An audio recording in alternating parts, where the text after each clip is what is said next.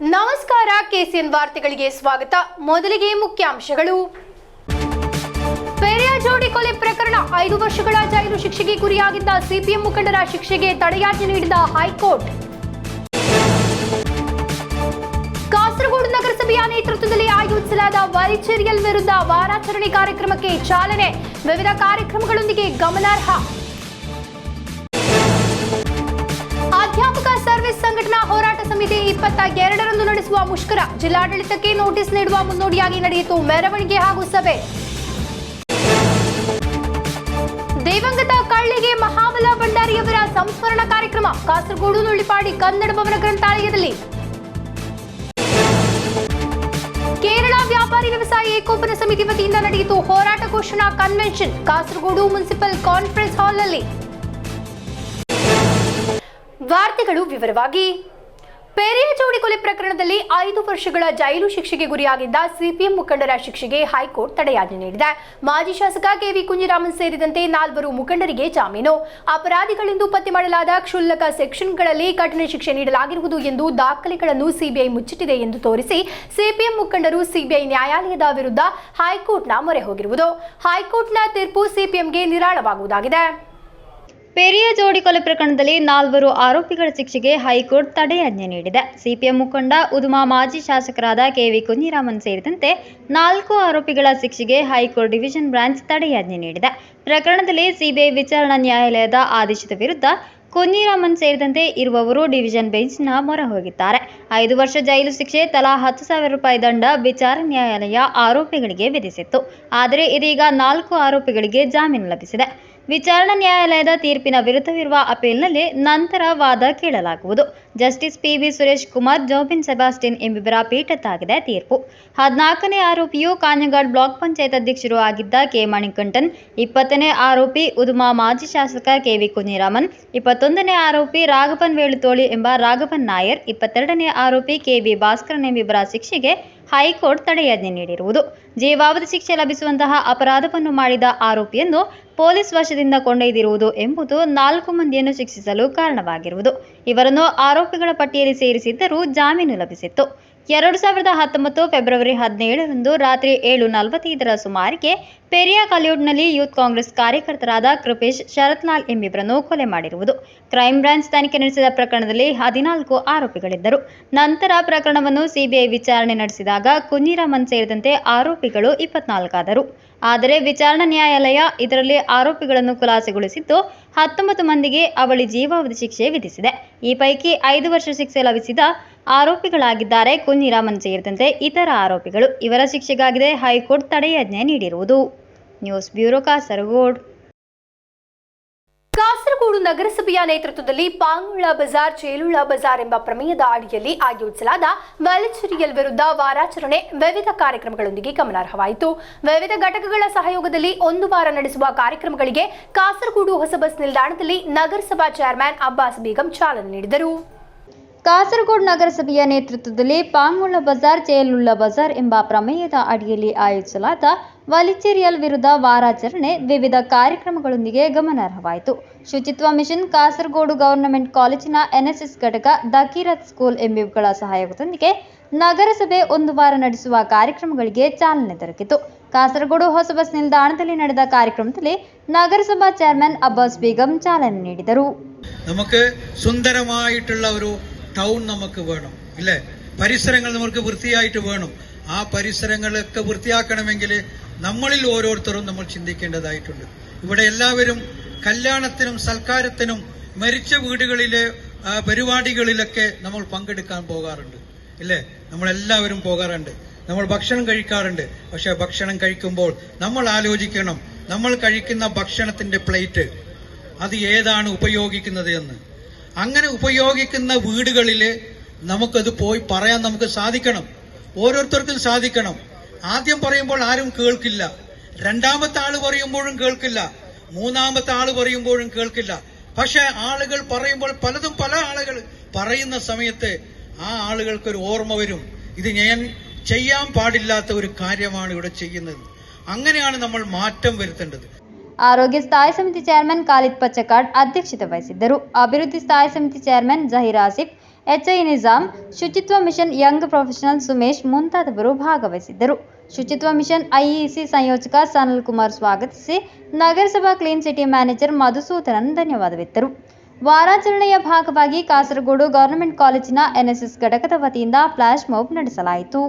Mural painting, ತ್ಯಾಜ್ಯ ವಸ್ತುಗಳನ್ನು ಉಪಯೋಗಿಸಿ ತಯಾರಿಸಿದ ಕಲಾಕೃತಿಗಳ ಪ್ರದರ್ಶನ, ಮನೆ ಮನೆಗಳಿಗೆ ಕರಪತ್ರ ವಿತರಣೆ, ಸೆಲ್ಫಿ ಪಾಯಿಂಟ್ ಉದ್ಘಾಟನೆ ಮುಂತಾದ ವೈವಿಧ್ಯಮಯವಾದ ಕಾರ್ಯಕ್ರಮಗಳನ್ನು ಆಯೋಜಿಸಲಾಯಿತು. News bureau Kasaragod. ಅಧ್ಯಾಪಕ ಸರ್ವಿಸ್ ಸಂಘಟನಾ ಹೋರಾಟ ಸಮಿತಿ 22ರಂದು ನಡೆಸುವ ಮುಷ್ಕರದ ನೋಟಿಸ್ ಜಿಲ್ಲಾಡಳಿತಕ್ಕೆ ನೀಡುವ ಮುನ್ನೋಡಿಯಾಗಿ ಮೆರವಣಿಗೆ ಹಾಗೂ ಸಭೆ ನಡೆಸಲಾಯಿತು. ನರೇಶ್ ಕುಮಾರ್ ಕುನ್ನಿಯೂರ್ ಉದ್ಘಾಟಿಸಿದರು.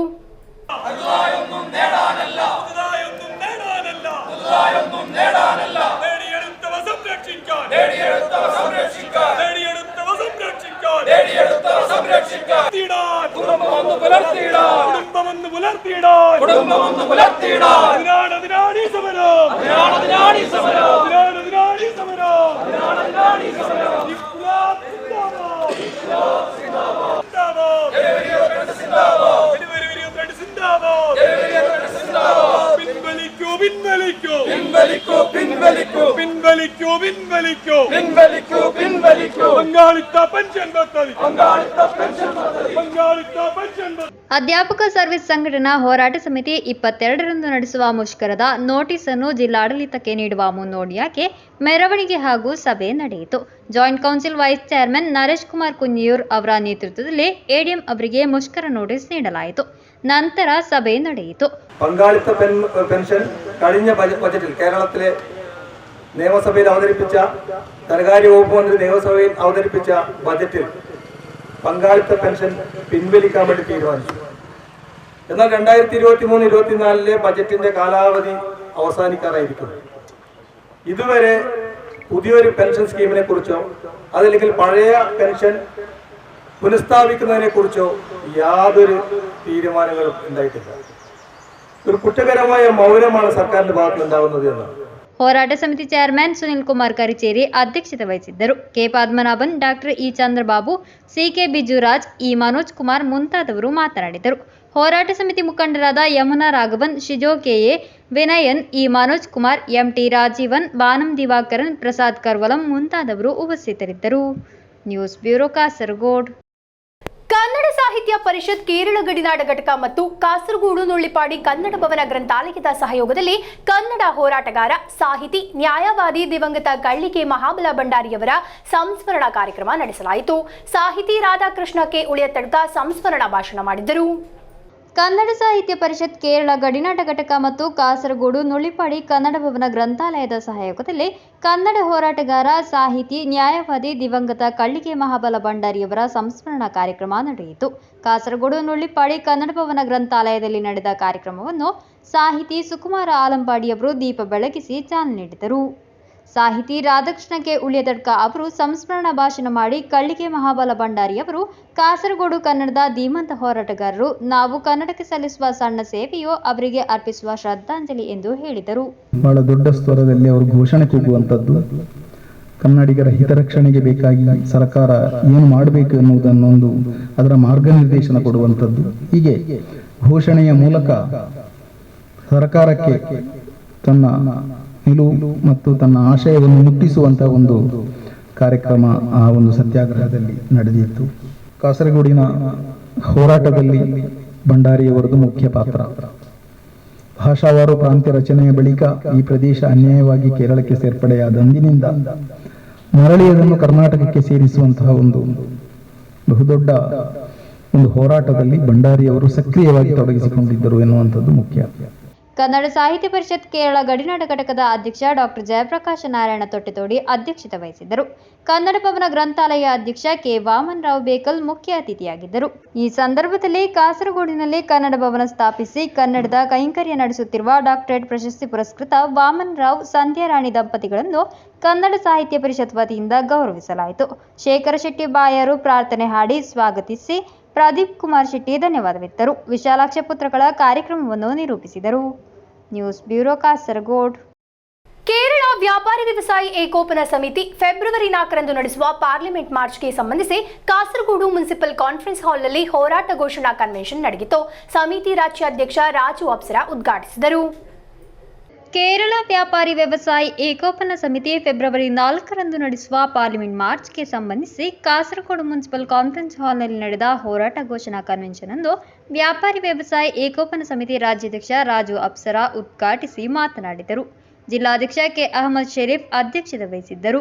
ರಾಜ್ಯ ಪ್ರಧಾನ ಕಾರ್ಯದರ್ಶಿ ದೇವಸ್ಯ ಮೇಚೇರಿ, ರಾಜ್ಯ ಉಪಾಧ್ಯಕ್ಷರಾದ ಪಿಕೆ ಬಾಪು ಹಾಜಿ, ಬಾಬು ಕೊಟ್ಟಾಯಿಲ್, ಜಿಲ್ಲಾ ಪ್ರಧಾನ ಕಾರ್ಯದರ್ಶಿ ಕೆಜೆ ಸಜ್ಜಿ, ಜಿಲ್ಲಾ ಕೋಶಾಧಿಕಾರಿ ಮಾಹಿನ್ ಕೋಡಿಕರ, ಜಿಲ್ಲಾ ಉಪಾಧ್ಯಕ್ಷರಾದ ಪಿಪಿ ಮುಸ್ತಫಾ, ಎಎ ಅಜೀಜ್ ಮುಂತಾದವರು ಮಾತನಾಡಿದರು. News bureau Kasaragod. ಮಶ್ರಿಕುಲ್ ಉಲೂಮ್ ಪಟ್ಲ ಇದರ 10ನೇ ವಾರ್ಷಿಕ ಸನ್ನದಾನ ಸಮ್ಮೇಳನಕ್ಕೆ ತಾಜುಶ್ಶರಿಯ ಆಲಿಕುಂಜಿ ಉಸ್ತಾದ್ ಸ್ಕ್ವೇರ್ ಪಟ್ಲದಲ್ಲಿ ಅದ್ದೂರಿಯ ಚಾಲನೆ ದೊರಕಿತು. ಇದರ ಭಾಗವಾಗಿ ಆಲ್ ಕೇರಳ ಕುರಾನ್ ಹಿಫ್ಜ್ ಸ್ಪರ್ಧೆ ನಡೆಯಿತು. ಮಶ್ರಿಕುಲ್ ಉಲೂಮ್ ಪಟ್ಲ ಇದರ 10ನೇ ವಾರ್ಷಿಕ ಸನ್ನದಾನ ಸಮ್ಮೇಳನಕ್ಕೆ ತಾಜುಶ್ಶರಿಯ ಆಲಿಕುಂಜಿ ಉಸ್ತಾದ್ ಸ್ಕ್ವೇರ್ ಪಟ್ಲದಲ್ಲಿ ಅದ್ದೂರಿಯ ಚಾಲನೆ ದೊರಕಿತು. ಇದರ ಭಾಗವಾಗಿ ಆಲ್ ಕೇರಳ ಕುರಾನ್ ಹಿಫ್ಜ್ ಸ್ಪರ್ಧೆ ನಡೆಯಿತು.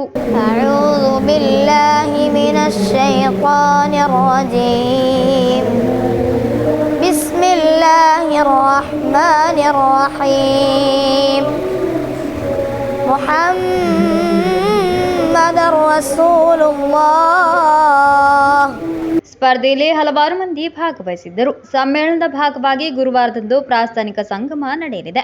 ಕೆಎಂಜೆ ರಾಜ್ಯೋಪಾಧ್ಯಕ್ಷ ಬಿಎಸ್ ಅಬ್ದುಲ್ಲಾ ಕುಂಜೆ ಫೈಜಿ ಉದ್ಘಾಟಿಸುವರು. ವಿವಿಧ ಕಾರ್ಯಕ್ರಮಗಳನ್ನು ಹಮ್ಮಿಕೊಳ್ಳಲಾಗಿದೆ ಎಂದು ಸಂಘಟಕ ಸಮಿತಿ ಪದಾಧಿಕಾರಿಗಳು ತಿಳಿಸಿದರು. നാളെ ആയിരങ്ങൾ സംബന്ധിക്കുന്ന മദനീയ മജ്ലിസ് ബഹുമാനപ്പെട്ട ലത്തീഫ് സഖാഫി ഉസ്താദിൻ്റെ നേതൃത്വത്തിൽ നടക്കുന്നു. ഈ പരിപാടിയിലേക്ക് മശ്രിക്കുൽ ഉലൂമിൻ്റെ എല്ലാ പരിപാടികളിലേക്കും നിങ്ങളെല്ലാവരെയും ക്ഷണിക്കുകയും സ്വാഗതം ചെയ്യുകയും ചെയ്യുന്നു. സമാപന ദിവസമായ വെള്ളിയാഴ്ച ആയിരക്കണക്കിന് ആളുകൾ ചേരുന്ന സമാപന സംഗമത്തിൽ ഈ സ്ഥാപനത്തിൽ പഠിച്ച് പരിശുദ്ധമാക്കപ്പെട്ട ഖുർആൻ മനഃപ്പാഠമാക്കിയ 13ഓളം കുട്ടികൾ കേരളത്തിൻ്റെ സയ്യിദ് നേതൃത്വം ബഹുമാനപ്പെട്ട KS ആറ്റക്കോയ തങ്ങളുടെ കരങ്ങളിൽ നിന്ന് സനദ് സ്വീകരിക്കുകയാണ്. സമാപന ദിവസമായ വെള്ളിയാഴ്ച മഗ്‌രിബ് നിസ്കാര ശേഷം സ്ഥാപനത്തിൻ്റെ പുതിയ ബിൽഡിങ്ങിൻ്റെ ഉദ്ഘാടന കർമ്മം നടക്കും. ബഹുമാനപ്പെട്ട സയ്യിദ് KS ആറ്റക്കോയ തങ്ങൾക്ക് മുമ്പിൽ സന്നദ്ധാന കർമ്മം നിർവഹിക്കും. അതോടൊപ്പം ബഹുമാന്യരായ പേരുള്ള റഹ്മാൻ സഖാഫി ഉസ്താദ് മുഖ്യപ്രഭാഷണം നടത്തും. Hajj committee chairman doctor Hussain Sakhafi Chullikode, SYS ജില്ലാ general secretary Kareem master Darbarkatta തുടങ്ങിയ സയ്യിദന്മാർ, പ്രാസ്ഥാനിക നേതാക്കൾ, സാംസ്കാരിക രാഷ്ട്രീയ നേതാക്കൾ സംബന്ധിക്കുന്ന സമാപന പരിപാടിയിൽ ആയിരക്കണക്കിന് ആളുകൾ പങ്കെടുക്കുന്നു. ಸಯೀದ್ ಹಮೀದ್ ಅನ್ವರ್ ಸಕಾಫಿ, ಪಿ ಮೊಹಮ್ಮದ್, ಸತ್ತಾರ್ ಪಟ್ಲ, ಸುಲ್ತಾನ್ ಮೆಹಮೂದ್, ಫಯಾಜ್ ಪಟ್ಲ, ಸಯೀದ್ ಇಸ್ಮಾಯಿಲ್ ಸಿನಾನ್ ದಾಯಲ್, ಮೊಹಮ್ಮದ್ ಮದೂರು, ಕೆಬಿ ಹಮೀದ್, ಅಬ್ಬಾಸ್ ಮದೂರು ಉಪಸ್ಥಿತರಿದ್ದರು. News bureau Kasaragod. ಶ್ರೀ ಕಾವೇರಮ್ಮ ಮಹಾಲಿಂಗೇಶ್ವರ ದೇವಸ್ಥಾನ ಮಿಂಚಿಪದವು ಇದರ ಜೀರ್ಣೋದ್ಧಾರ ಸಮಿತಿ ಹಾಗೂ ಬ್ರಹ್ಮಕಲಶ ಸಮಿತಿ ರಚನೆ, ಮನವಿ ಪತ್ರ ಬಿಡುಗಡೆ ಹಾಗೂ ನಿಧಿ ಸಂಗ್ರಹ ಕಾರ್ಯಕ್ರಮ ನಡೆಯಿತು. ದೇವಸ್ಥಾನದ ಸಭಾಂಗಣದಲ್ಲಾಗಿತ್ತು ಕಾರ್ಯಕ್ರಮ. ಶ್ರೀ ಕಾವೇರಮ್ಮ ಮಹಾಲಿಂಗೇಶ್ವರ ದೇವಸ್ಥಾನ ಮಿಂಚಿಪದವು ಇದರ ಜೀರ್ಣೋದ್ಧಾರ ಸಮಿತಿ ಹಾಗೂ ಬ್ರಹ್ಮಕಲಶ ಸಮಿತಿ ರಚನೆ, ಮನವಿ ಪತ್ರ ಬಿಡುಗಡೆ ಹಾಗೂ ನಿಧಿ ಸಂಗ್ರಹ ಕಾರ್ಯಕ್ರಮ ದೇವಸ್ಥಾನದ ಸಭಾಂಗಣದಲ್ಲಿ ನಡೆಯಿತು. ಎಡನೀರು ಮಠದ ಪೀಠಾಧಿಪತಿಗಳಾದ ಸಚ್ಚಿದಾನಂದ ಭಾರತಿ ಸ್ವಾಮೀಜಿಯವರು ಕಾರ್ಯಕ್ರಮವನ್ನು ಉದ್ಘಾಟಿಸಿ ವಿಜ್ಞಾಪನಾ ಪತ್ರ ಬಿಡುಗಡೆ ಮಾಡಿ ಆಶೀರ್ವಚನ ನೀಡಿದರು. ಅಡ್ವೊಕೇಟ್ ದಾಮೋದರ ಎಂ ಅಧ್ಯಕ್ಷತೆ ವಹಿಸಿದ್ದರು. ರವೀಶ್ ತಂತ್ರಿ ಕುಂಟಾರು ಮುಖ್ಯ ಭಾಷಣ ಮಾಡಿದ್ದರು. ನಂತರ ಬ್ರಹ್ಮಕಲಶೋತ್ಸವ ಸಮಿತಿಯನ್ನು ಘೋಷಿಸಿದರು. ನಂತರ ಬ್ರಹ್ಮಕಲಶ ನವೀಕರಣ ಸಮಿತಿಗಳ ರೂಪೀಕರಣವೂ ನಡೆಯಿತು. ಪುನರ್ ಪ್ರತಿಷ್ಠಾ ಬ್ರಹ್ಮಕಲಶ ಸಮಿತಿಯ ಗೌರವಾಧ್ಯಕ್ಷರಾಗಿ ವಸಂತ ಪೈಬದಿಯಡ್ಕ, ಅಧ್ಯಕ್ಷರಾಗಿ ಮಧುಸೂದನನ್ ಆಯರ್ ಮಂಗಳೂರು, ಪ್ರಧಾನ ಕಾರ್ಯದರ್ಶಿಯಾಗಿ ಅಡ್ವೊಕೇಟ್ ಶಿವರಾಮ್, ಕೋಶಾಧಿಕಾರಿಯಾಗಿ ನಾರಾಯಣ ಕೇಕಟ್ಟ, ಕಾರ್ಯದರ್ಶಿಯಾಗಿ ಜಯಕರ ಎಂ ಆಯ್ಕೆಯಾದರು. ಅಡ್ವೊಕೇಟ್ ಚಿದಾನಂದ ಕಿದಿಲಾಯ, ಸೇವಾ ಸಮಿತಿಯ ಸದಾನಂದ ಅಡ್ಕ, ಚಂದ್ರಶೇಖರ ಎಂಎನ್, ರಾಘವ ಎಂಎನ್, ರಾಮಚಂದ್ರ ಮುಂತಾದವರು ಮಾತನಾಡಿದರು. ಎಡನೀರು ಸ್ವಾಮೀಜಿಯವರನ್ನು ಸಿಂಗಾರಿ ಮೇಳ ಹಾಗೂ ಮುತ್ತು ಕೊಡೆಗಳೊಂದಿಗೆ ಕ್ಷೇತ್ರಕ್ಕೆ ಸ್ವಾಗತಿಸಲಾಯಿತು. ಆಡಳಿತ ಮುಕ್ತೇಸರ ಡಿವಿ ಕಕ್ಕಿಲಾಯ ಕುಟುಂಬಸ್ಥರ ಸಹಕಾರದಲ್ಲಿ ಕಾರ್ಯಕ್ರಮ ನಡೆಯಿತು. ಅಡ್ವೊಕೇಟ್ ಶಿವರಾಮ ಮಣಿಯಾಣಿ ಸ್ವಾಗತಿಸಿ ಮನೋಜ್ ಎಂಸಿ ಧನ್ಯವಾದವಿತ್ತರು. ಗಂಗಾಧರ ಕೊಂಡೇವೂರು ಕಾರ್ಯಕ್ರಮವನ್ನು ನಿರೂಪಿಸಿದರು. News bureau Kasaragod. ಪುತ್ತಿಗೆ ದೇಲಂಪಾಡಿಯ ಶ್ರೀ ಮಹಾಲಿಂಗೇಶ್ವರ ಕ್ಷೇತ್ರದ ಜೀರ್ಣೋದ್ಧಾರ ಕಾಯಕಕ್ಕೆ ಶ್ರೀ ಕ್ಷೇತ್ರ ಧರ್ಮಸ್ಥಳದಿಂದ ಧರ್ಮಾಧಿಕಾರಿ ವೀರೇಂದ್ರ ಹೆಗಡೆಯವರು 5 ಲಕ್ಷ ರೂಪಾಯಿ ಅನುದಾನ ನೀಡಿದರು. ಈ ಹಿನ್ನೆಲೆಯಲ್ಲಿ ದೇಲಂಪಾಡಿ ಮಹಾಲಿಂಗೇಶ್ವರ ದೇವಾಲಯದಲ್ಲಿ ಅಭಿನಂದನಾ ಸಭೆ ನಡೆಸಲಾಯಿತು. ಪುತ್ತಿಗೆ ದೇಲಂಪಾಡಿಯ ಶ್ರೀ ಮಹಾಲಿಂಗೇಶ್ವರ ಕ್ಷೇತ್ರದ ಜೀರ್ಣೋದ್ಧಾರ ಕಾಯಕಕ್ಕೆ ಶ್ರೀ ಕ್ಷೇತ್ರ ಧರ್ಮಸ್ಥಳದಿಂದ ಧರ್ಮಾಧಿಕಾರಿ ವೀರೇಂದ್ರ ಹೆಗಡೆಯವರು 5 ಲಕ್ಷ ರೂಪಾಯಿ ಅನುದಾನ ನೀಡಿದರು. ದೇಲಂಪಾಡಿ ಕ್ಷೇತ್ರ ನವೀಕರಣ ಬ್ರಹ್ಮಕಲಶೋತ್ಸವ ಸಮಿತಿ ಪದಾಧಿಕಾರಿಗಳಾದ ಡಿ ದಾಮೋದರನ್, ಡಿ ರಾಜೇಂದ್ರರಯವರನ್ನೊಳಗೊಂಡ ನಿಯೋಗಕ್ಕೆ ಅವರು ಆರ್ಥಿಕ ಸಹಾಯವನ್ನು ಶ್ರೀ ಕ್ಷೇತ್ರ ಧರ್ಮಸ್ಥಳದಲ್ಲಿ ಹಸ್ತಾಂತರಿಸಿದರು. ಈ ಹಿನ್ನೆಲೆಯಲ್ಲಿ ದೇಲಂಪಾಡಿ ಮಹಾಲಿಂಗೇಶ್ವರ ದೇವಾಲಯದಲ್ಲಿ ಅಭಿನಂದನಾ ಸಭೆ ನಡೆಸಲಾಯಿತು. ಧರ್ಮಸ್ಥಳ ಜನಜಾಗೃತಿ ವೇದಿಕೆಯ ಮಂಜೇಶ್ವರ ತಾಲೂಕು ಅಧ್ಯಕ್ಷ ಡಾಕ್ಟರ್ ಜಯಪ್ರಕಾಶ್ ನಾರಾಯಣ ತೊಟ್ಟೆತೋಡಿ, ಪೆರ್ಲಾ ವಲಯಾಧ್ಯಕ್ಷ ಬಿಪಿ ಶೇಣಿ, ಗ್ರಾಮಾಭಿವೃದ್ಧಿ ಯೋಜನೆಯ ಶೌರ್ಯ ವಿಪತ್ತು ನಿರ್ವಹಣಾ ತಂಡದ ಮಾಸ್ಟರ್ ಸುರೇಂದ್ರ ಬಾರಿದಳ ಅವರನ್ನು ಧರ್ಮಸ್ಥಳ ಕ್ಷೇತ್ರದ ಪರವಾಗಿ ಅಭಿನಂದಿಸಲಾಯಿತು. ಧಾರ್ಮಿಕ ಮುಂದಾಳು ಕೋಳಾರು ಸತೀಶ್ ಚಂದ್ರ ಭಂಡಾರಿ, ಪುತ್ತಿಗೆ ಪಂಚಾಯತ್ ಅಧ್ಯಕ್ಷ ಡಿ ಸುಬ್ಬಣ್ಣ ಆಳ್ವಾ, ಮಾಜಿ ಬ್ಲಾಕ್ ಪಂಚಾಯತ್ ಸದಸ್ಯ ರಮಾನಾಥ ರೈ, ನಿವೃತ್ತ ಶಿಕ್ಷಕ ಉಮಾನಾಥ ಭಂಡಾರಿ, ಶಂಕರ್ ರೈ ಮಾಸ್ಟರ್ ಮೊದಲಾದವರು ಉಪಸ್ಥಿತರಿದ್ದರು. ಡಿ ದಾಮೋದರನ್ ಸ್ವಾಗತಿಸಿ ರಾಜೇಂದ್ರ ರೈ ಧನ್ಯವಾದವಿತ್ತರು. News bureau, Kasaragod. ಶ್ರೀ ಕ್ಷೇತ್ರ ಧರ್ಮಸ್ಥಳದ ವತಿಯಿಂದ ಬಡ ರೋಗಿಗಳಿಗಾಗಿ ಹೊಸ ವರ್ಷದ ವಿಶೇಷ ಉಡುಗೊರೆ ನೀಡಲಾಗಿದೆ. ಶ್ರೀ ಧರ್ಮಸ್ಥಳ ಮಲ್ಟಿ ಸ್ಪೆಷಾಲಿಟಿ ಆಸ್ಪತ್ರೆಯಲ್ಲಿ ದಿನದ 24 ಗಂಟೆಯೂ ಉಚಿತ ಡಯಾಲಿಸಿಸ್ ಸೇವೆ ನೀಡಲಾಗಿದ್ದು, ಇದು ಬಡವರ ಪಾಲಿಗೆ ಸಂಜೀವಿನಿಯಾಗಲಿದೆ. ಕಿಡ್ನಿ ಸಂಬಂಧಿಸಿದ ಕೆಲ ರೋಗಿಗಳಿಗೆ ಡಯಾಲಿಸಿಸ್ ಮಾಡುವುದು ಅನಿವಾರ್ಯ. ವಾರಕ್ಕೆ 3 ರಿಂದ 4 ಬಾರಿ ಡಯಾಲಿಸಿಸ್ ಅಗತ್ಯ. ಸರ್ಕಾರಿ ಆಸ್ಪತ್ರೆಯ ಡಯಾಲಿಸಿಸ್ ಸೇವೆ ಏನಿದ್ರೂ ಅಷ್ಟಕ್ಕಷ್ಟೇ. ರೋಗಿಯ ಪ್ರಾಣ ಕಾಪಾಡುವ ದೃಷ್ಟಿಯಿಂದ ಖಾಸಗಿ ಆಸ್ಪತ್ರೆಯ ಅವಲಂಬನೆ ಅನಿವಾರ್ಯ. ಒಂದು ಬಾರಿ ಡಯಾಲಿಸಿಸ್ಗೆ 1500 ರೂಪಾಯಿ ನೀಡೋದು ಬಡ ರೋಗಿಗಳಿಗೆ ತೀರಾ ಸಮಸ್ಯೆಯಾಗುತ್ತಿತ್ತು.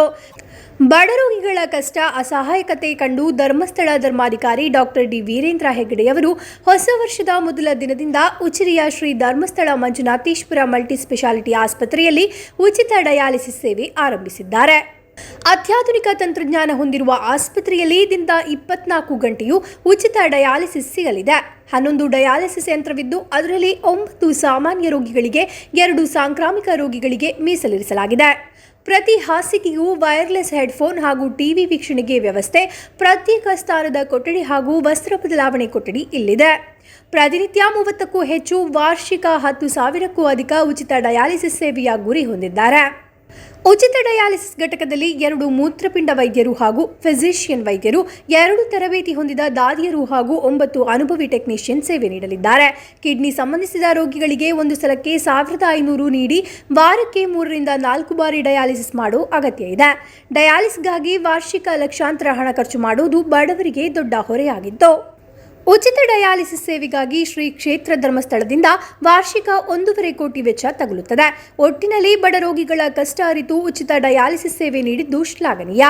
ಇದು ಸಾವಿರಾರು ಬಡ ರೋಗಿಗಳಿಗೆ ವರದಾನವಾಗಲಿದೆ. News bureau, Kasaragod. ಕೊನೆಯಲ್ಲಿ ಮತ್ತೊಮ್ಮೆ ಮುಖ್ಯಾಂಶಗಳು.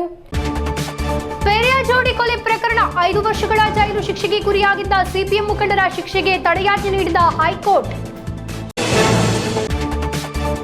ಕಾಸರಗೋಡು ನಗರಸಭೆಯ ನೇತೃತ್ವದಲ್ಲಿ ಆಯೋಜಿಸಲಾದ ವರಿಚೇರಿಯಲ್ ವಿರುದ್ಧ ವಾರಾಚರಣೆ ಕಾರ್ಯಕ್ರಮಕ್ಕೆ ಚಾಲನೆ.